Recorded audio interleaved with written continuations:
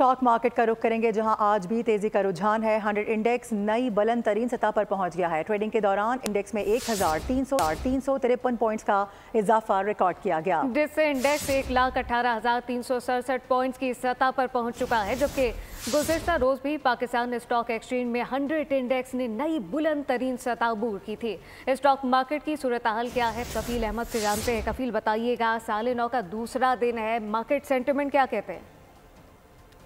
नौ का दूसरा रोज़ है और पाकिस्तान स्टॉक एक्सचेंज के अंदर अगर हम बात कर लें आज के दिन की, तो मार्केट ने एक और हाईएस्ट लेवल पे मार्केट जो है वो पहुंच गई और मार्केट 1200 पॉइंट्स के इजाफे के बाद 1,18,367 का मार्केट ने जो है वो हाई बनाया है।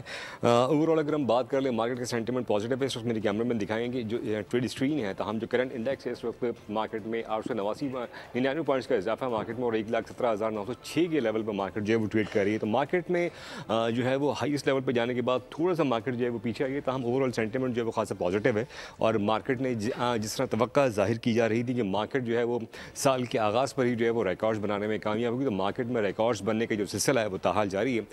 अफरात ज़र की जो शरह है वो 7 साल की कम तरीन सतह पर जो है वो आ चुकी है पाकिस्तान के अंदर, तो जो कि इन्वेस्टर्स के लिए जो है यहाँ जो है वो सरमायाकारी का बाइस बनेगी और यही वजूहत है कि एक मरतबा फिर मार्केट्स में जो रिकॉर्ड्स। बहुत शुक्रिया आपका।